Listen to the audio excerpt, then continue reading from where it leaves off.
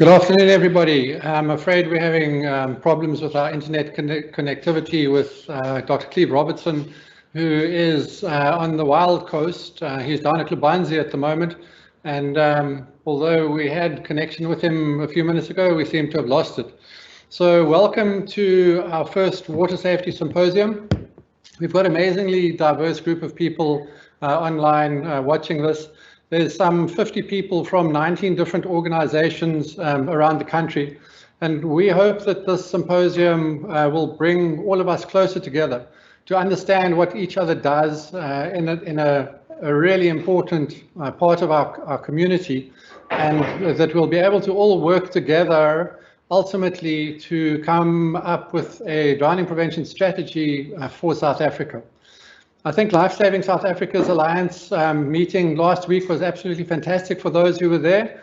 And I think that if we can carry on putting everything together, and all of us understanding each other and what we do in the sector, we can actually make a real difference. First up is Artie Holmes, who is Sea Rescue's expert in the statistics department.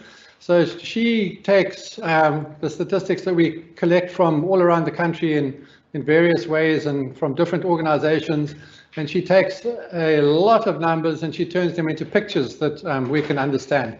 So Sea Rescue's Drowning Prevention Department works our strategy around what Artie has come up with to show us who is drowning, where, when, how, and why, and exactly what we need to focus on to teach people to be safe and, of course, swimming. So over to Artie. All right, there we go. Thank you, Andrew, for that introduction. So I'm going to show you just a few graphs that represent the data that the NSRI has collected over the last few years. As Andrew mentioned, we've collected from several sources, including StatsSA, the news media, and we also get detailed reports from our stations when there's a drowning in their area.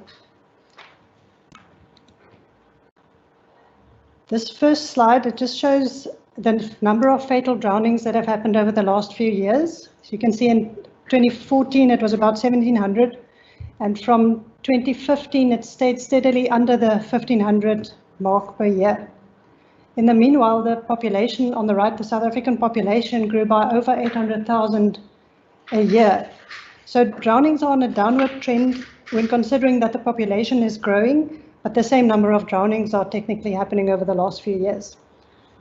But the sad reality is that these are still 1,500 to 1,400 lives that have been lost and 1,400 families that are grieving. So this is why we do what we do. And these stats are also only the fatal drownings, so non-fatal drownings that also have large repercussions are not represented here.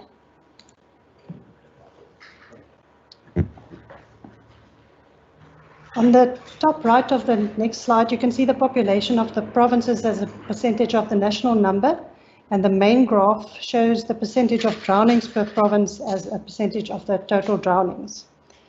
So the graph shows that there's a high correlation between the number of drownings in the province and the population of the province, except in the Eastern Cape and Gauteng, where Gauteng has a relatively lower number of drownings compared to the population. And the Eastern Cape has quite a high percentage. They've got 22% of the national drownings, but only 13% of the national population.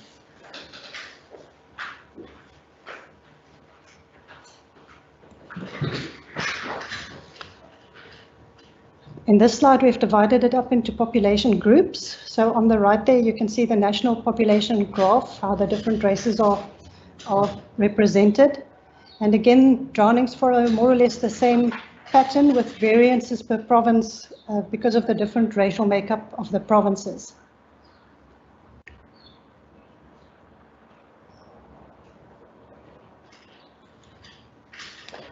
Here is where it gets really interesting. In South Africa, there are slightly more females than males. It's about 50.72% females compared to males, according to the World Bank in 2020. But the drowning stats show that the vast majority of drownings are males.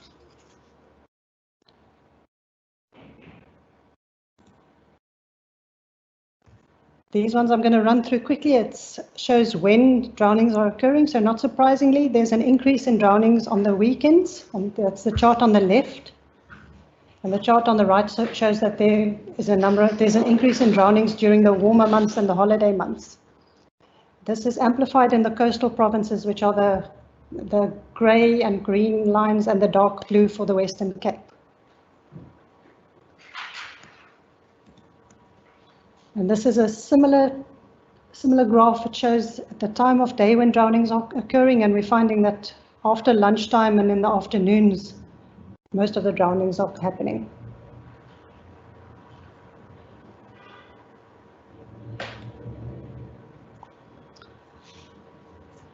Now we're getting a bit more into the nitty-gritty. So on the top right, we've got the age structure of the South African population. It's children, youth, adults, and the elderly. So except for the elderly, you'll see there that the population groups make up just above or below 30% of the population, and it's reasonably evenly distributed. But if you look at who is drowning, you will see there's disproportionately large numbers in the 0 to 14 age group. So too many children are drowning in this country.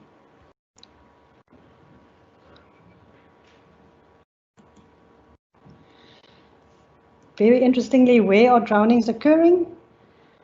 By far the largest number of drownings are happening in rivers and in dams. 21% of drownings are in rivers and streams, and 15% happen in dams.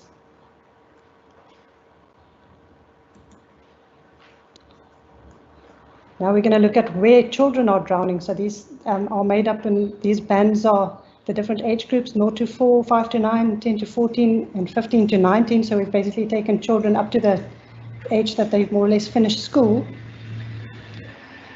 And the 0 to 14, so the little kids are drowning at quite a few different locations, buckets and drums and things around the house, and then rivers and streams, dams, once again, sewage mining and construction, so it's ponds and things.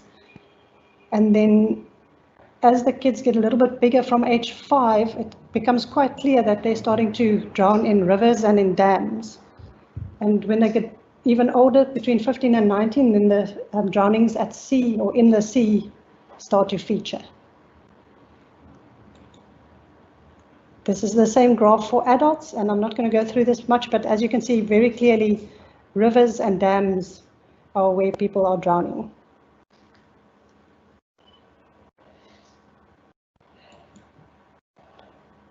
And then this is my last slide. I've just taken a previous slide and represented it by province, and just put where the drownings are occurring in each province, and it's not that different. You'll see all the adults more or less, it's rivers and dams, and the kids, there's a little bit of a difference. The only outlier is the Western Cape, where the adults, the largest number of drownings are occurring in seas and harbours. Right, so that was a quick overview of where South Africans are drowning, and thank you very much. Andrew, back to you.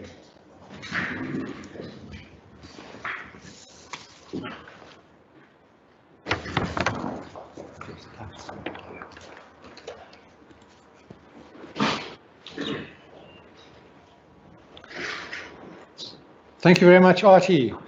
So for quite a while on social media now, I've been following the I Am Water Foundation. They do some really cool stuff, and I've seen amazing pictures of them introducing children to the water in False Bay. So Peter and Cindy will do a presentation for us. And although the I Am Water Foundation is focused on conservation, you'll see in their presentation they do really clever stuff in getting children from a disadvantaged background into the water and teach them to love the sea. And I think through that kind of passion, we are going to really get a lot more people interested in swimming and learning to love the environment around us. So over to Peter and Cindy. All right, thanks, Andrew. Yeah, and thanks for having us. We are excited to be here and excited to talk with everybody and share with everybody the work that we've been doing. and hear what you guys have been up to. It's really fascinating statistics, so thanks for sharing all that information. I think as we pull up our presentation, I'll just say a few things about our story and our organization as a whole.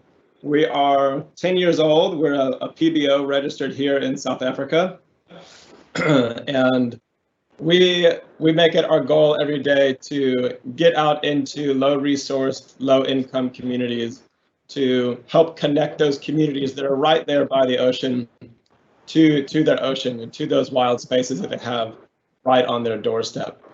So we have a quick video that we're going to start with that gives you a brief overview of our work, and then we'll dive in a little bit more into the specifics of how we accomplish our work in conservation and human development, and how we really feel the two fit together seamlessly and are necessary partners in the work that we're doing.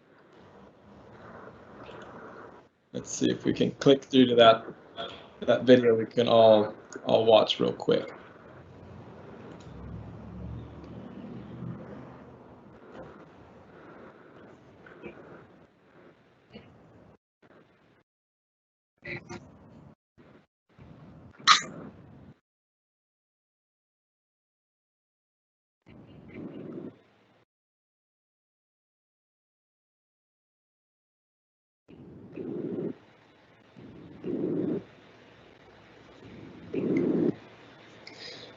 Well, we're getting a very quick overview here. I'm not sure if the sound's coming through for everyone.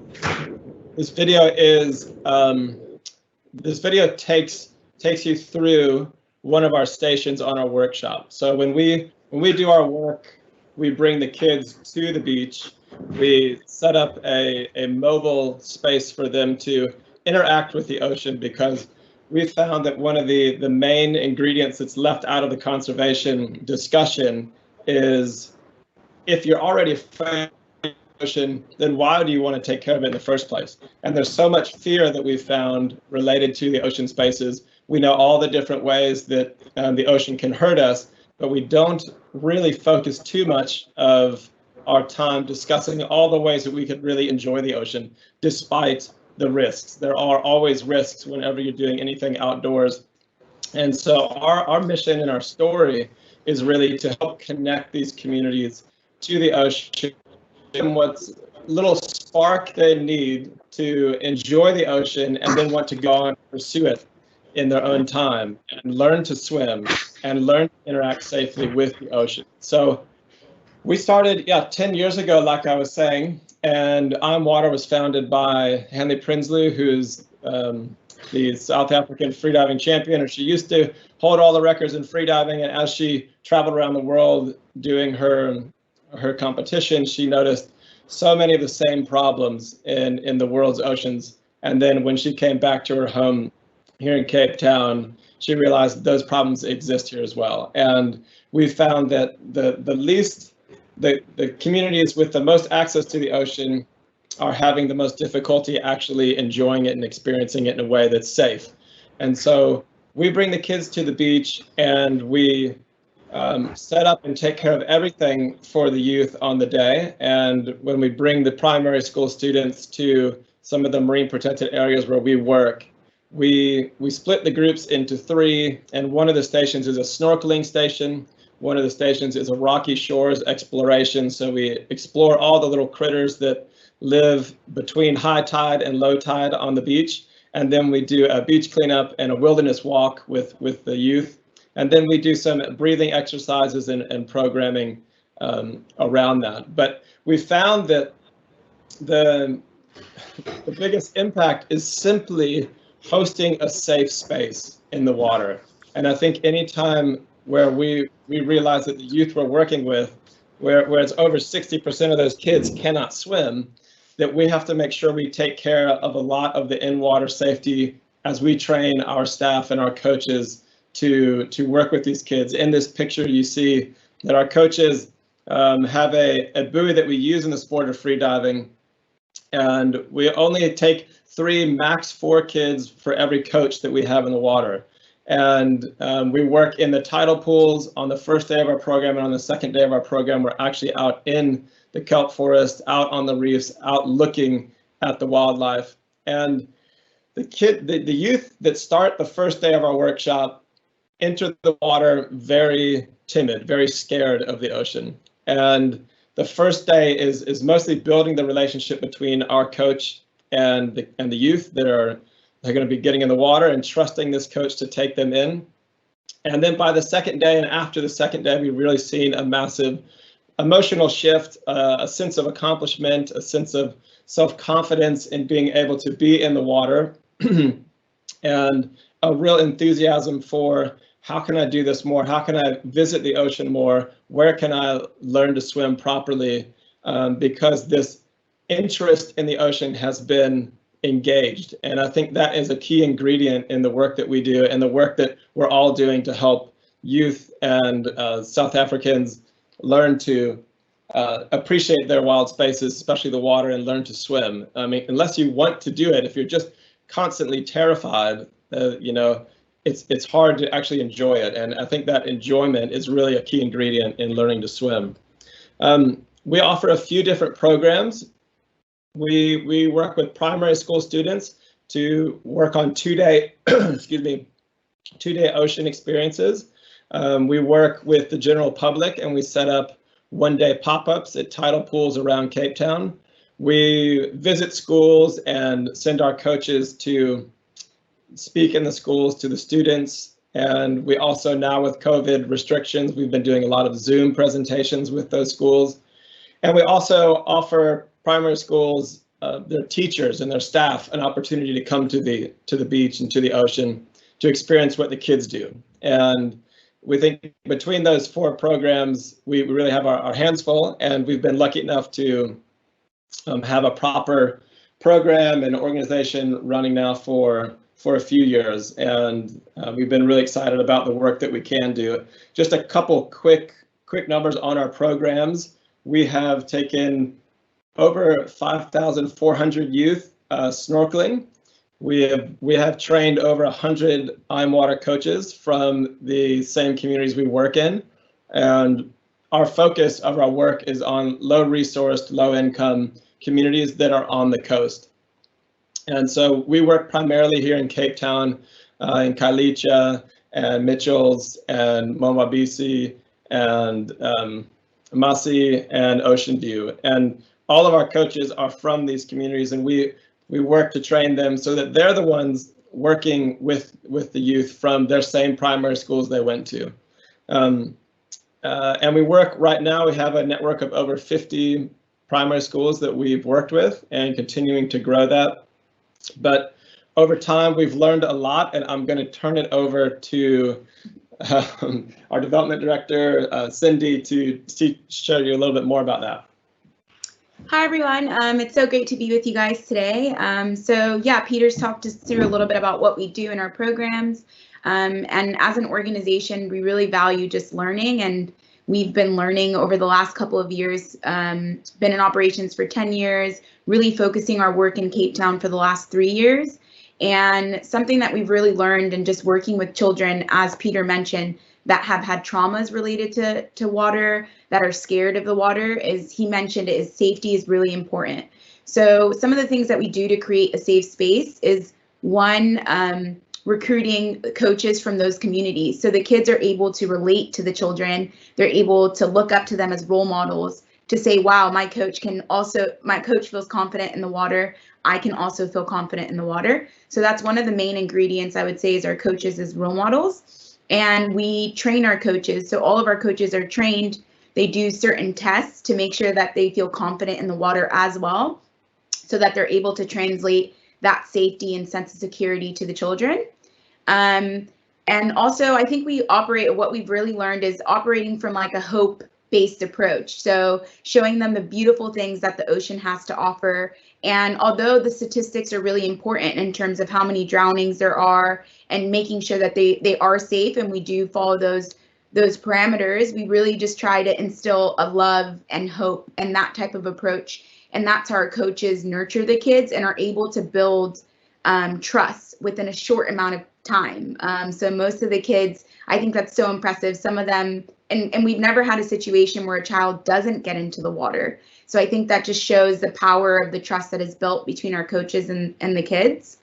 And yeah, that really helps getting them into the water.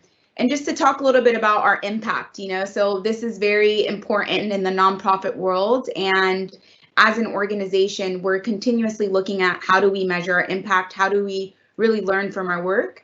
And we do various measures. So we do some quantitative stuff, which would be your pre and post surveys. And we also do qualitative information. So we do like informal sharing circles within our workshops, which are really great because you can really understand maybe some of the trauma that the kids have experienced in water, but also some of the joys that they're walking away with and how they've really accomplished maybe a fear that they had by going into the ocean. And then lastly, what are they going to do about it? So that's something that is really powerful to see, just that connection with the ocean over those 2 days really instills a love for the ocean, and they come back to the ocean with their families, or they go back to the ocean to pick up litter and rubbish that they see, which we would have done during our beach cleanup. So that's just a little bit to share on how we measure our impact, and our coaches as well report to us on just how they do everything and what can be improved. So yeah, that's just a little bit about us, and now we're happy to take any questions you may have.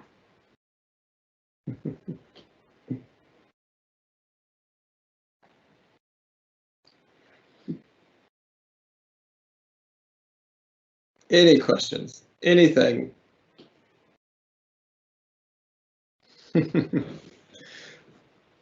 Well, if there's no, I don't know if there's any questions or anything coming through through part of this platform that we can't see, but it's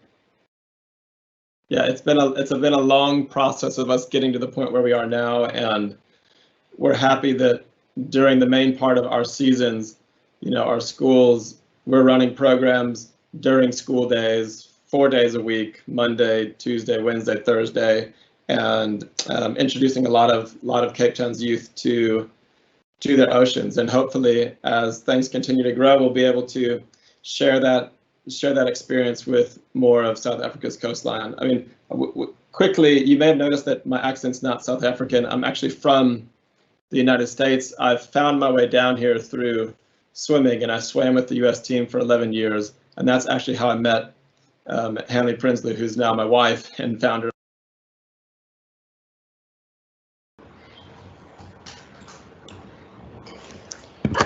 Okay, thanks so much again, Andrew. I think slight technical difficulties, but I suppose that's what we deal with being live. So I'll shorten it quite quickly. I think, firstly, thank you for giving me the opportunity to talk about survival swimming. It's a strange one, because if I say survival swimming, it's a natural reaction to think that it's a learn to swim course, when in fact, 4 of the main components, as you can see on the slide, is what makes up a learn to swim course. However, these 4 components, based on the data that RT and people before RT have politely shared, it's those 4 components. If you should eliminate those in a typical drowning scenario, then you would effectively help a student or a drowning victim self-rescue. So in essence, pop-up survival swimming literally is survival swimming. So I'd like to present just a few slides to elaborate on the survival swimming program, and then particularly on the pop-up style survival swimming course.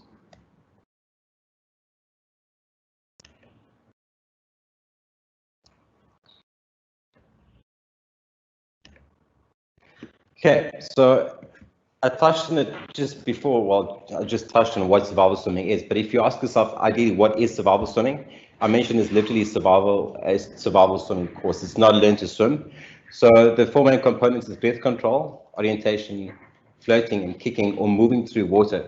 The World Health Organization and the Drowning Prevention Conference we've recently attended advises that if somebody was to self-rescue and move through the water for 5 meters, then effectively they should be able to self-rescue. Drowning stats have shown that students or children, in fact some adults too, if they were to get in trouble, it's usually within 1 meter of safety. So if you eliminate the risk of aspiration, you teach them breath control.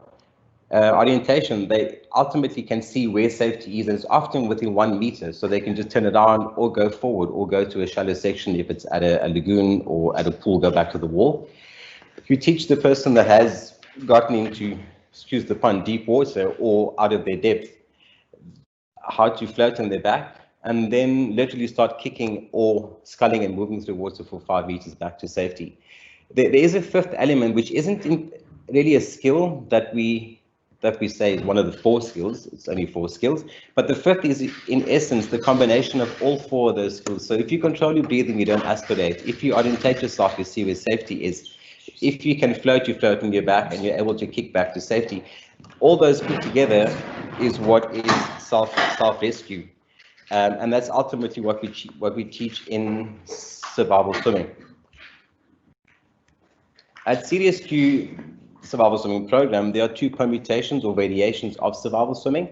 One is pop-up, and the other is the full course, which consists of 13 lessons. So for the purpose of this discussion or this presentation, I'll elaborate on pop-up more than the full course. But in short, the full course exists or consists of 13 lessons, and they're all, the 13 lessons are all pre-planned and follows a very specific linear model where the student at lesson 1 is taught water safety and their ability is assessed in lesson 2. The lessons are 35 to 45. Like I said, consists of 13 lessons. All our courses are no charge, and the student's ability is only assessed in lesson 2. However, with the pop-up, it's a very different model. It takes the whole survival swimming course to where the bulk of your students exist, and that's at public swimming facilities, whether it be municipal pools for this instance, or lagoons and freshwater in certain other cases. So the 4 main skills are tested in the pop-up course and the full course. So the variations are very slight there. However, with the pop-up, it relies heavily on volunteers. So you can't do it with just one volunteer. It needs in essence 7 to 10 volunteers in one location. And then the lessons are 20-minute long. So it's really action-packed. And in fact, you cram a lot of information into 20 minutes. And the idea is to assess the student within the first couple of seconds of being in the water and identifying which skill they already can do. So whether they can do breath control, blow bubbles, hold their breath, are they comfortable, and move to the next skill as fast as possible. And the idea is 20 minutes later, they would leave with a lot more upskilling than they had arrived with. That's also no charge. So the only cost involved is students technically pay to enter the swimming facility, but ultimately without survival swimming or with survival swimming, they would be paying to enter the facility. Why we require a public use facility is, and you'll see later on in our slides, there's a certain requirement from a safety aspect that lifeguards should be present.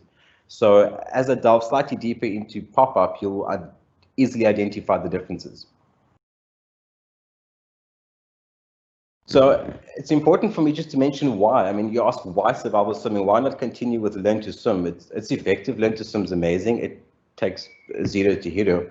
However, the one problem with learning to swim is you in fact have to pay a teacher to learn. And one of the shortcomings, particularly in South Africa, and I'm sure in other places of the world, it's access to that in our opinion, right. And it's become technically a privilege. So survival swimming eliminates the fact that you kind of don't have the money to pay for a swim lesson. So if you were to ask me, sure, why do you want to teach people to swim, and why? 600 lives lost. Those are 600 children that could have been the world's most amazing swimmers. There's 600 more than we would like to happen. If you were to put it in tangible terms, that's 10 busloads of children that are no longer with us, who, they're no longer here. And a lot of the media don't elaborate on what the lasting effects are of 600 drownings. Ultimately, it's 10 times the amount that are affected. So 6,000 lives are affected, whether it be the psychological damage, the emotional trauma of knowing someone has passed away, or witnessing a drowning. And then, in fact, there's non-fatal drownings where it's got a lasting physical effect on the victim that had survived that non-fatal drowning. CDSQ's got two main prevention themes in terms of proactive water safety education. So you've got the theory that happens in schools. We've taught in excess of 3 million people, million students so far in South Africa alone. And that's the theoretical side. So you can tell children, be careful, do not go here, do not drown. It's amazing to teach, however, in reality, we are curious individuals. So the practical side of the proactive drowning prevention is the survival swimming program, which literally reiterates what's taught at school level. In other words, do not do this, swim between the flags, the safety messages. But should they find themselves out of depth or in an unplanned entry into water, they'll know exactly with those 4 skills how to get back to safety, get out the pool and say, wow, I almost was in trouble. So a few requirements to have the program successful and safe really quickly would be that students should be older than 16, instructors need to be older than 16 years, but between 16 and under 18, the instructors themselves need an indemnity form, so they literally get permission from their guardians or parents that they can teach. One of the very important aspects of an instructor is that they should have a clear criminal record.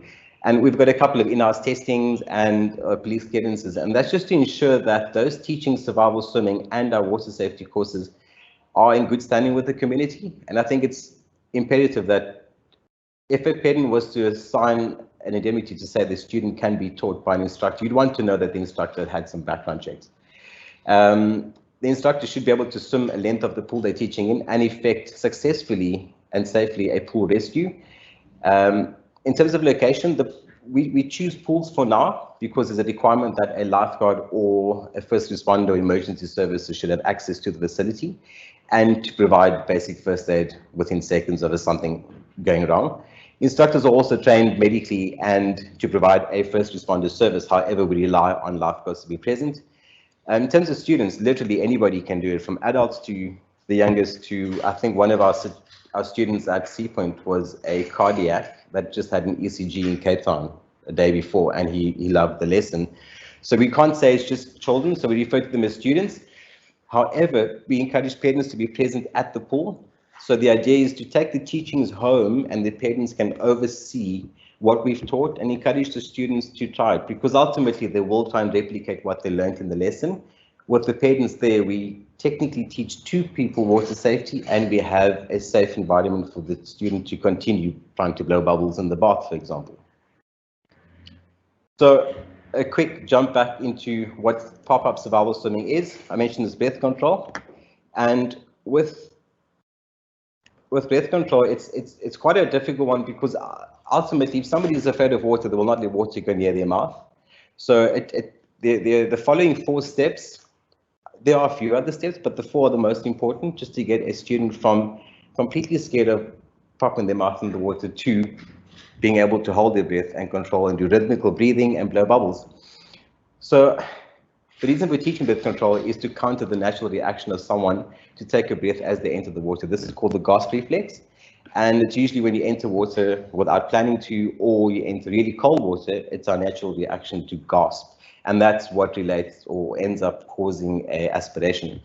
The first big step in this particular skill is you have students take really deep breaths and they hold the breath without being underwater. So students make a circle and they hold their breath and control it, and they expand their lungs and just feel what it's like to hold their breath and understand the physiology of it. Secondly, they hold their breath and they splash their face with water. So now you teach the students how to hold their breath with water running over their face and not be scared of it. Third would be to place their mouth in the water while holding their breath and slowly blowing bubbles. And then fourth would be they place their face in the water, hold their breath for a second or 2, and then blow bubbles. So this forces air out their lungs, and they understand that holding air in the lungs is basically filling balloons with air, and therefore shall float. But that's touched on just in the next slide with floating. Orientation.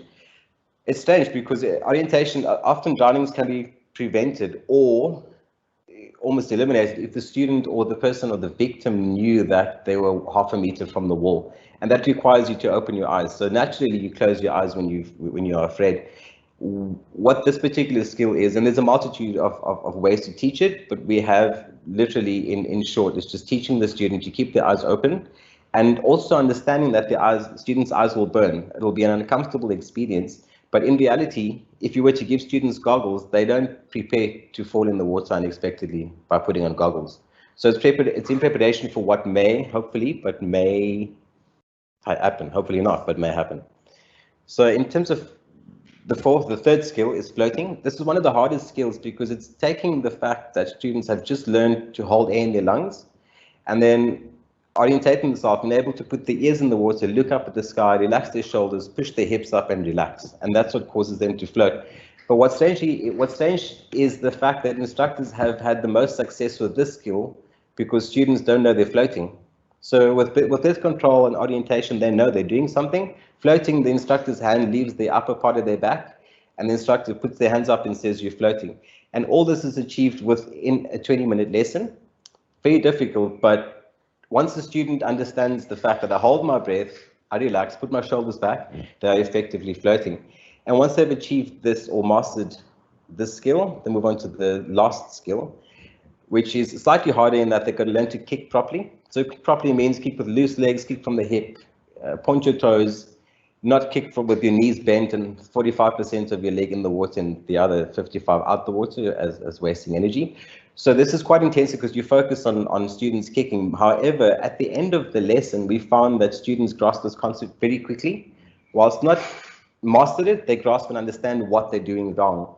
And there's no limit to how many lessons you can come to. So CDSQ is at the pool for 4 hours in a day with these volunteers, and each student can literally sign up for the next lesson as long as their body can cope, they don't get tired. And then lastly, if I may, just the fifth skill, which as I said is not entirely a skill, it's a combination of the previous 4 skills. And this is by far the hardest because you have to take a student that's just learned to do breath control, just learned to orientate themselves, just learned to float on their back, likely not perfectly, but learned, and then also learn to kick on their back in the correct technique. They've got to then pretend to have fallen in the water, learn to control their breathing whilst on their front, look where safety is, roll over to their back, and kick back to safety for a minimum of 5 meters. Now, if you speak that sentence alone, it's a tongue twister. It's a lot of work in one sentence. But once the student understands that I have done all these skills already, all I have to do is learn how to make them one skill fluid, then you've effectively taught the student to self-rescue. So the idea with self-rescue is if a student, a 5 or 6 or 7-year-old was to fall in the water, likely couldn't stand, then they could roll into their back, get back to the side of the wall, and either climb out as we teach them to extricate, get out of the pool properly, or they can hang there and shout for help. One of the main problems, and Andrew may allude to it later, is that a student generally drowns within 1 meter of safety, but often where they've entered the water, and that's because their body goes vertical. So what self-rescue and the other 4 skills before that in survival swimming, it eliminates the fact that the student wouldn't go vertical, a student wouldn't expel the air out their lungs, and they would effectively see, where should I go to? Should I go forward, or is the distance behind me longer or shorter? Okay, and I think the very last slides, there's a recipe for a successful lesson. While there are legal requirements and safety practices and everything, all those are a requirement, but there are 4 main ingredients to our recipe of a successful lesson in serious survival swimming. Is to ensure that the teaching environment makes the students and parents feel safe. A student that's nervous will never learn. You're going to have them say they're cold, they're hungry, they're going to find 70 reasons why they want to get out the water. So make sure the environment makes the student and the parent feel safe. Secondly is learning through play and fun activities. Make sure your lessons are fun. It's got to be action-packed fun. The instructors must smile all the time. The children must want to be there for lesson 2, 3, 4, and 5. In fact, the whole day. I touched on it. Enthusiastic instructors. Choose instructors that have a passion for swimming, have a passion for people, and would like to have a direct impact on drowning statistics. If we like, we put RT out of a job. We might not have any drownings anymore.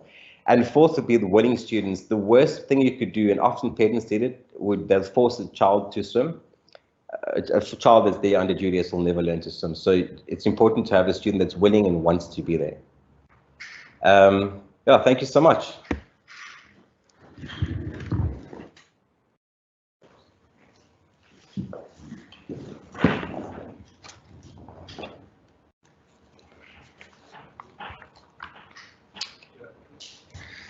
Thank you very much, Yassine. This survival swimming courses that we're running are absolutely amazing to be at. And I think that one of the most special experiences is to be there when a student realizes that they're floating for the first time. Both the student and the instructor's face are absolutely priceless. The instructor will stand with their hand underneath the student's back, and then slowly they'll take it away, and the student's face just lights up. They realize that they're floating, and the instructor then is just so proud. It's really an amazing program to watch. So next up is Justin. Justin is an emergency medical physician who works in the Western United States. So a big thumbs up and thank you to you, Justin, for getting up in the middle of the night. You couldn't have had much sleep last night. For 25 years, he served as an ocean lifeguard with the American Red Cross Volunteer Lifesaving Corps. And in 2006, he founded Lifeguards Without Borders, of which he's the CEO. I saw a talk by Justin a couple of years back, and he really gave me a couple of good chuckles and a very, very serious talk. So over to you, Justin. Thank you very much. Thank you all very much. And as you said, it's 4 o'clock in the morning here in the Western US. And I am actually working in the Emerge right now. So I have some of my nurses here with me as well.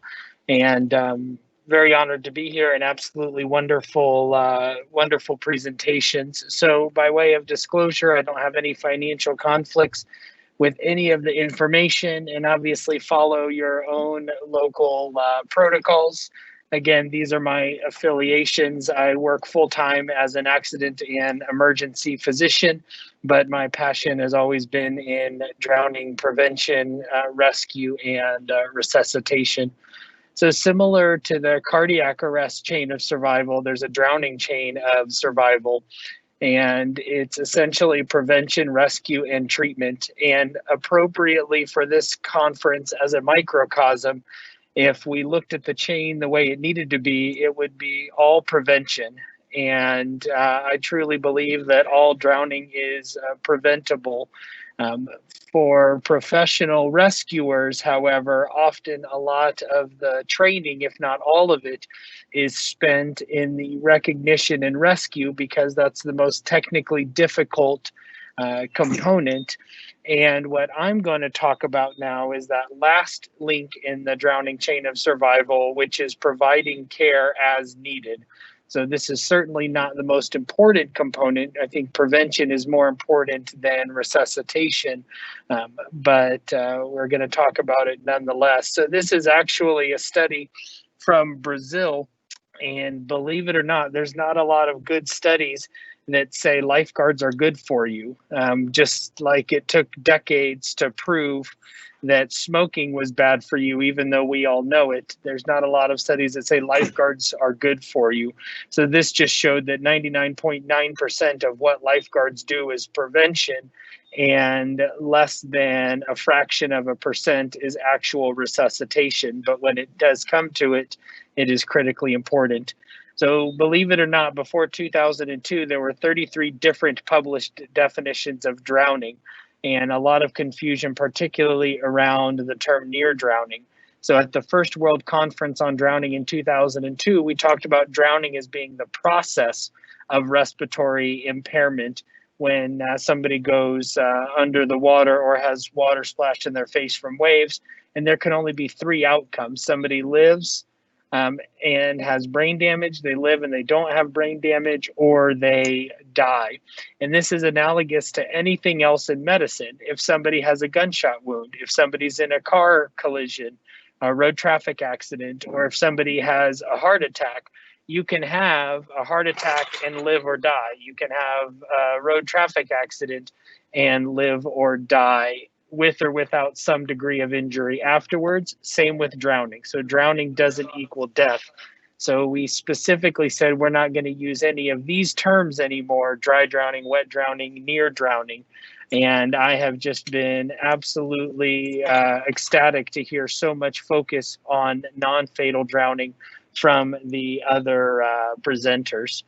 So we often think of drowning as being the lungs filling with water, but the reality is very little water actually enters the lungs. While that person is underwater, they may as well be in outer space, not getting oxygen to the brain. So drowning is a brain problem with lung complications. So for our case, if we pull a patient from the ocean, from a pool, from anywhere, their airway often will have a lot of foam. They'll be breathing fast with a weak effort and have a rapid, weak pulse. So our critical action is to focus on the airway, focus on getting oxygen to the brain via the lungs. So we need to ventilate and oxygenate. This can be very difficult, even for full-time professional pediatric ER and ICU doctors. Doing a resuscitation on a child is very emotionally taxing. There's often airway obstruction from foam, sand, mud, or food. And even if you're doing everything perfectly correctly, it can be difficult to get the air in, especially if you've only ever trained on perfect little clean mannequins, because the reality is drowning patients don't appear that way. And in fact, nearly 90% will vomit during the resuscitation. And if that's not something that you've trained or prepared for, it can be quite alarming and cause a lot of people to freeze.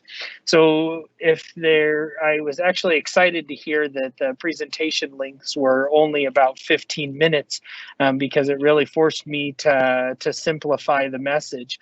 And that is, if there's anything you get from this presentation, understanding that a lot of the CPR guidelines that we know and love and look to as gospel are written to save old, elderly, obese people and don't necessarily apply to everyone else. So if I'm 65 years old, I smoke 2 packs a day, I have a big plate of bacon every morning, I go to walk outside to get the mail and I suddenly collapse because I had an irregular heart rhythm. If my brain is without oxygen for even just a few seconds, I will suddenly collapse. So as I lay there on the ground, there is still oxygen that's in my blood. So if you were to resuscitate me, just do chest compressions only to circulate some of the oxygen that's already there. But that's not going to restart the heart. What's going to restart the heart is an automated external defibrillator. So you want to get that on them as quickly as possible to restart the heart so that they can pump blood to the brain. And that's one of the most easily treated causes. And I say tongue in cheek that it's old, obese people, but it can happen to younger people as well. But now if you take a young person who's trapped underwater, and their oxygen levels start to drop 100%, 90%, 70%, 20%, zero. At some point, the heart runs out of enough oxygen to keep beating. And so if you pull them out of the water and start doing chest compressions, all you're doing is circulating blood that has no oxygen. So you have to give them oxygen, you have to give them breaths in order for there to be anything to circulate. The other analogy to that would be in trauma. If my heart has stopped because all my blood is outside of my body, chest compressions and an AED are not going to fix that. You have to transfuse blood back into my body and then do the chest compressions. So for cardiac causes of cardiac arrest, the heart stops, oxygen in the blood needs circulating, do compressions, airway breathing, or if it's your level of training, just continuous chest compressions. For drowning, kids, and in trauma, the heart stops because there's no oxygen in the blood, so we have to focus on the ABCs and getting air in first. So this is from the American Heart Association guidelines way back in 2010, and it said healthcare provider CPR for drowning victims should use the traditional ABC. In 2015, they said, stop bothering us, we're cardiologists. We already talked about this in 2010 and didn't change their recommendation. And both the American Heart Association and European Resuscitation Council will have new guidelines that are in draft form and come out this year, but I haven't seen any major changes. And that is the drowning victim needs immediate ventilations. Most drowning victims will have sustained cardiac arrest secondary to hypoxia from all of that oxygen being gone. So we need to avoid compression-only CPR because it's likely to be ineffective. So if you're taking CPR as a professional or even as a parent because you have kids or are around a pool, then there should be extensive training on breaths and compressions. So the Resuscitation Council of Southern Africa for healthcare providers, I think is great. It has compressions and ventilations and then continue until the AED arrives, and then gives the caveat if you're unable to perform the breaths, do continuous compressions until equipment arrives. But as a professional rescuer, you should not put yourself in the position of having to do compression only CPR because it's likely to be ineffective. And even in the CPR for everyone guidelines, I was surprised to see that it is compressions and ventilations, because there has been a big public push in other parts of the world to do compression only CPR. And those messages have been so effective that many people believe that compression only CPR is a cure-all for all types of cardiac arrest, when in fact it's really just for those cardiac causes and not for everyone else. So I really like the algorithm from the European Resuscitation Council. This is actually from their 2015 guidelines, but this is what I use for the agencies where I'm medical director. And we actually start, as soon as you meet the drowning patient, you give them 5 rescue breaths. And we don't know what the perfect number is. Maybe it's 4, maybe it's 6. We think that it's probably more than 2, and those breaths are hard to get in. There's the vomit, small airways, and all those other things that we talked about. So we think if you give 5 breaths, that maybe you'll get 2 good breaths that go in. And then the AED is de-emphasized and it's towards the bottom. Now, this is different than an elderly obese person who suddenly collapses. The AED is the most important thing, but in drowning, it's really getting those breaths in. So this is Nick. Nick went down with us on a Lifeguards Without Borders trip down to Nicaragua for several years. So he is a lifeguard from Northern California. Now he's a firefighter, but he went down there with us, and he's got one of our yellow drowning resuscitation boxes. In it is a small oxygen cylinder. Well, you can't fly on commercial airlines with oxygen, so you have to completely disassemble it, and then we would get it filled when we were in Nicaragua. So we would go down the week leading up to Easter every year for Holy Week, but this particular year, the person that fills the oxygen for us took the whole week off, so we had no supplemental oxygen. So Nick is sitting on his tower, and there's a large group of drunk people in front of him, and they're having a breath holding contest. So after about 4.5 minutes, they go to tap the winner to let him know that he has won the breath holding contest. And they pull him out of the water, not breathing, completely unconscious, but he still has a pulse. So Nick has a bag valve mask there, but no supplemental oxygen. So it's just the 21% oxygen that's in the air. And after several very long minutes of giving bag mask ventilations, the patient actually starts to breathe some on his own. It's at that point that Nick realizes that he forgot to call for the ambulance. So he looks up, and there's the ambulance driver, which is a derogatory term in some parts of the world, but it is an actual job title there. And he says, "Oh my goodness, thank God you're here. Who called you?" And he's like, "What are you talking about? I'm just here to deliver your lunch." So you can see now the patient is actually sitting up and looking around. And when I say that they take him to the ambulance, it's actually a Toyota Land Cruiser that has no equipment in the back of it. So they then take the patient to the local clinic, and Nick, who is a native Spanish speaker, was explaining he drowned. We rescued him. He needs oxygen. And the doctor there said, no, he didn't drown because he's still alive. He's just drunk. They argue back and forth. And as the other speakers have said, there's non-fatal drowning. You can drown and survive. He is clearly drowned and needs some assistance. Eventually the doctor says, no, he's just drunk, get him out of my clinic. We're not even going to give him a ride back to the beach. So about an hour later, he walked by the tower smoking a cigarette. We're like, holy smokes, dude, you need to slow down a little bit. And it's easy to laugh about his plight because he did so well, but they didn't have any fancy medical equipment. They didn't have any medications or any drugs.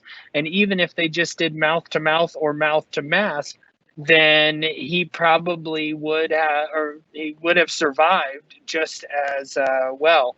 And by contrast, this is another part of the beach where the person has been pulled out of the water and is still drowning, even though he's out of the water, because he's not getting oxygen to the brain. They put him in the back of the ambulance and he's taken to the nearest medical post where he's pronounced dead. So again, it's impossible for me to say, would he have survived with just mouth to mouth or with just mouth to mask? But that would have been a better chance of survival than just doing nothing at all. So really understand that drowning is a process and not an outcome. Drowning doesn't mean death. You can drown and survive. You can have a road traffic accident and survive. You can have a stroke and survive. And you wouldn't say they had a near heart attack just because they survived. And same with the terminology of drowning. You need to get them as much oxygen as you can by whatever means you have available, even if it's not a cylinder of oxygen, even if it's just your expired air. Anticipate that they're going to vomit. Look for that in your trainings, and there's some innovative ways to train that and ignore this foam that comes up and try and understand the hypoxic versus cardiac causes of arrest. And obviously anybody that you've had to provide oxygen to should go to the hospital. You can reach me via email or on Twitter at lifeguards WB. If you liked this presentation and you said, man, I would really love to sit for the 90-minute version of this QR code will take you there. It's on Vimeo. It's broken down into 7 parts. It's meant to be downloaded and viewed and shared and amongst yourselves, and it's optimized for viewing on tablets and mobiles. And so you don't have a computer. I'll also make sure that Andrew has the link that he can share, or I will post it on Twitter. So with that, I will be happy to take any questions.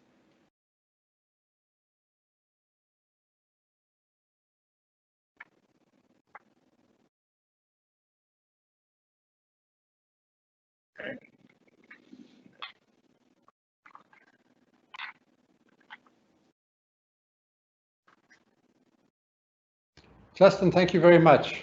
That was an absolutely awesome presentation. And thank you so much to all the other presenters and to all of you who attended. If there are any questions for Justin, please type the questions into the question field on the right-hand side of your screen, and we'll make sure that they get answered. So this was the first in what we hope is going to become a quarterly event. We will set up the next one for January, late January or early February next year. And let's keep talking via email, and hopefully between us and the Life Saving South Africa events, we can really get a great community going, make a difference in South Africa by working together. Thank you all very much.